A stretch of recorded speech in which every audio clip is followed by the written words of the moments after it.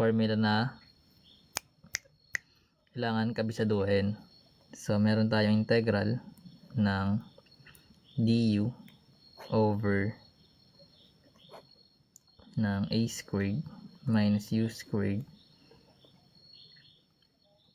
Ito equals sa inverse ng sine tapos u over a plus yung c. Ito yung una. Kumbaga, kapag a squared minus u squared, yung a natin dyan constant. So, yun. Then, ayun na. Sine, inverse yun ng sine. Then yung pangalawa, pag meron namang du over a squared plus u squared, ito pag plus naman, parang automatic na siya na tangent. Tapos magkakaroon ka ng tangent na inverse ng u over a. Nakalimutan natin yung 1 over a plus yung c. Yan, isa. Then, yung last, yun yung ano rin, minus, pero mauna yung u.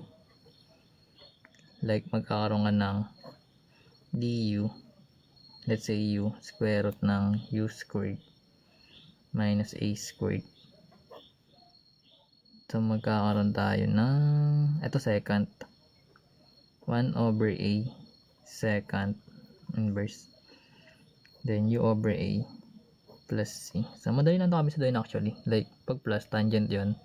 Then, kapag minus, pag nauna yung a, yung constant, sine. Then, kapag nauna yung u, second. Tapos ito, may 1 over a lang sila lagi.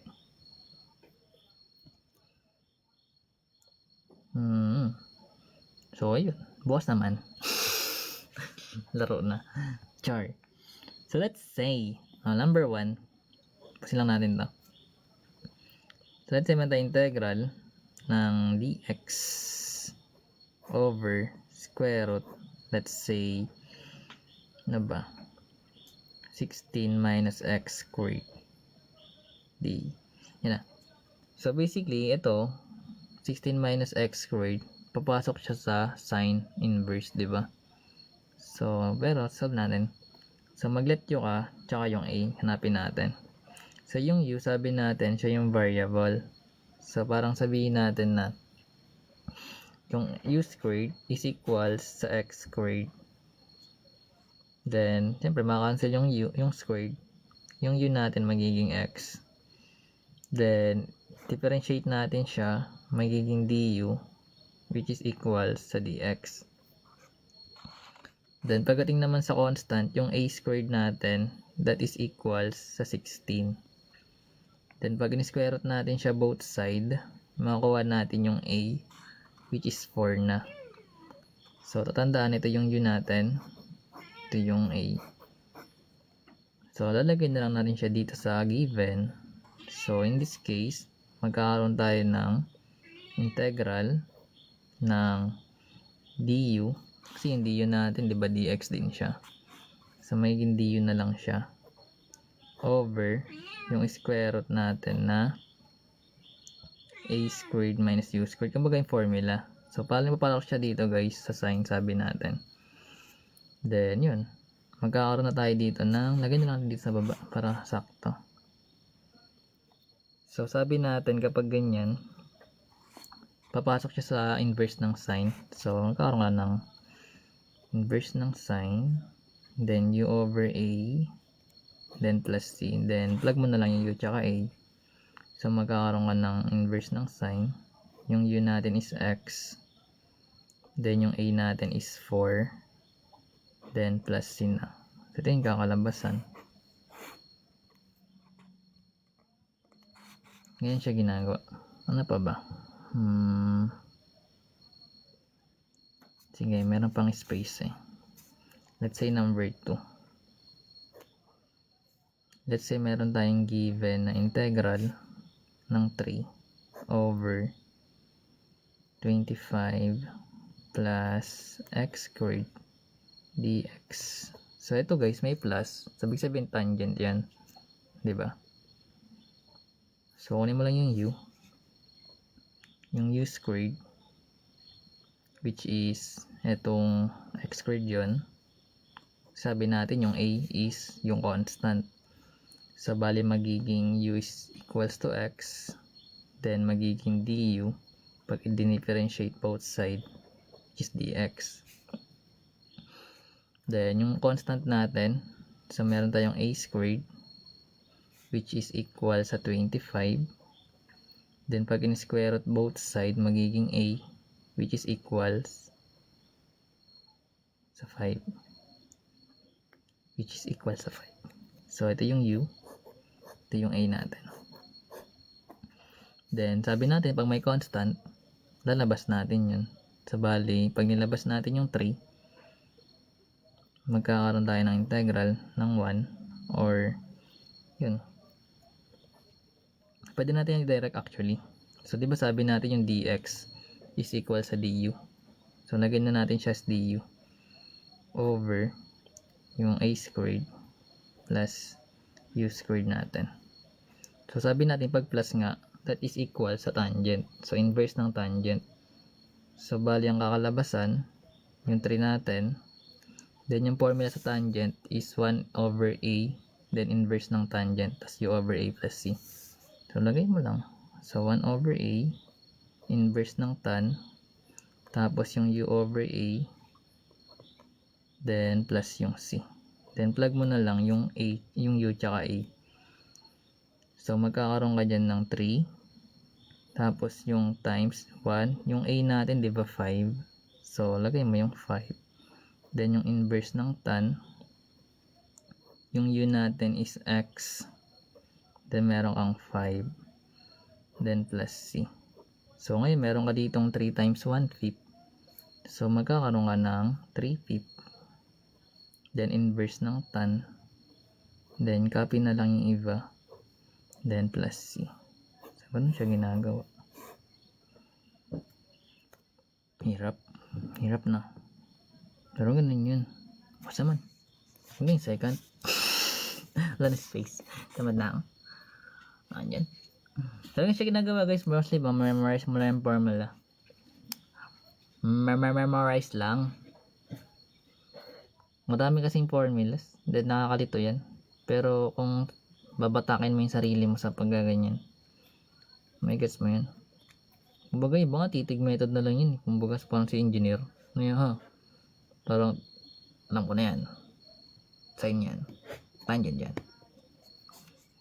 Then madali lang kasi pag plus tangent yung guys. Ito baka malito ka dito sa dalawa, pero hindi rin eh.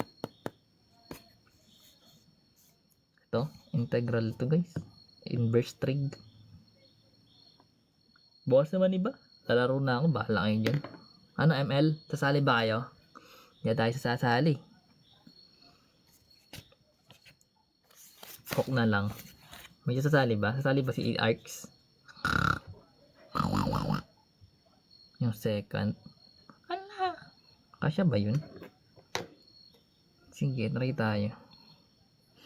Hindi ko alam kung kasya 3 lap lang. Sige, pag-kasyahin ko na lang.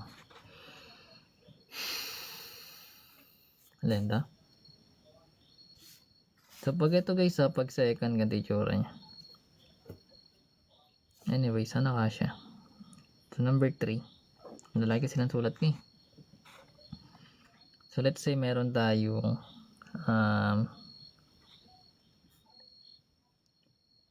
magandang given.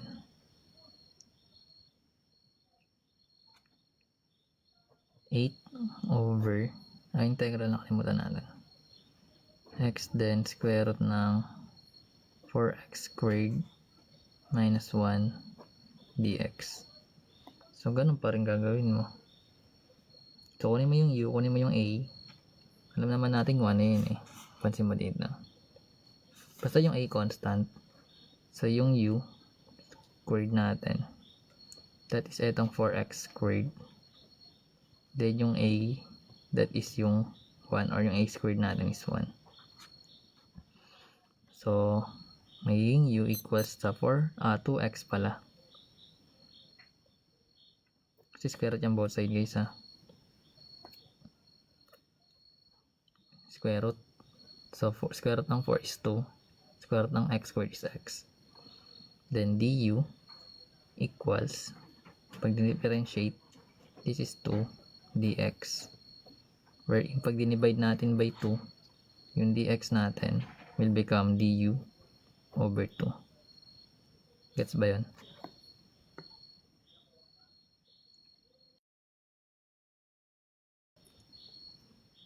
So, ganun siya ginagawa. So, meron tayo ditong a, which is 1. So, ito meron ka ditong a. Ito yung u natin.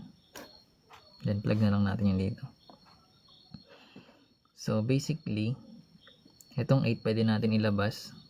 So, magkakaroon tayo dito ng 8, then integral ng 1 over, diba sa formula natin, meron tayong u sa labas. Tama. Wherein, anong gagawin natin doon? Yung x, diba meron tayong x dito. So, paano natin makuha yung u? So, galing dito guys, sa x equals 2x, makuha natin yung u. Ay, yung x pala. So, ibig sabihin galing dito, diba meron tayong u is equals to 2x. Kasi meron tayong variable x dito. And kailangan natin siya ilagay lahat in terms of u. So, divide mo lang both by 2. So, which means yung x is equals sa u over 2.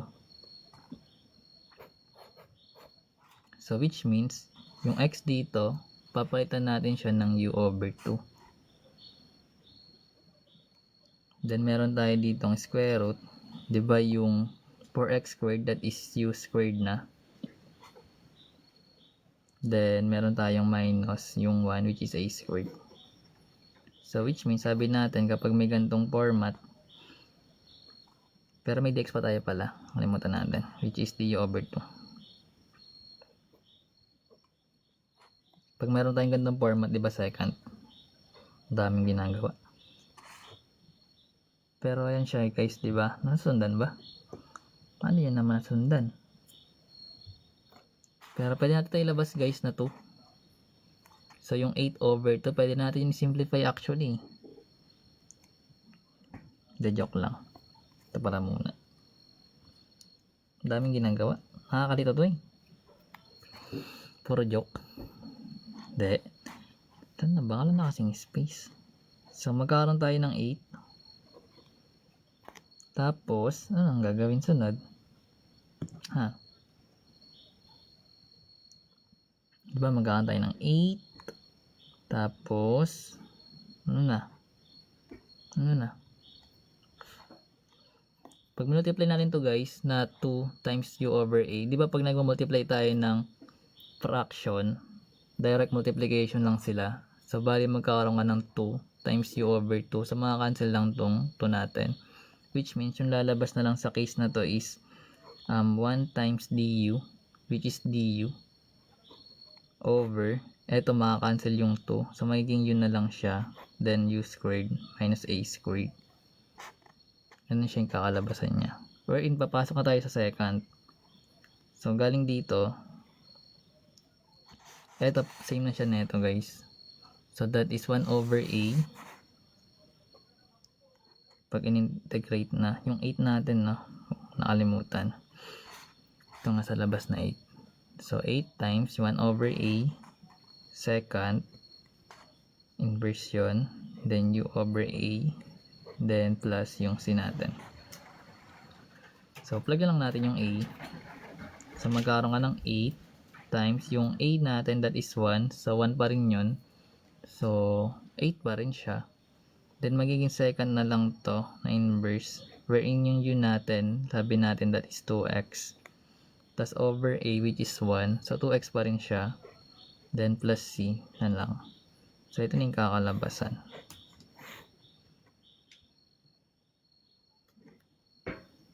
I don't know. Basta ganun siya guys. Kumbaga kukunin mo muna yung a and u mo. Basta pag may coefficient or constant, labas mo lang kagad yun. Then kunin mo u squared 1, then square mo siya both side. Then kung may variables pa, kunin mo yun. Dami talaga. Ano, tulugan na. Pantok. Bye-bye. Open. Limited. Permanent and 24 hours. Hindi yun permanent. Try.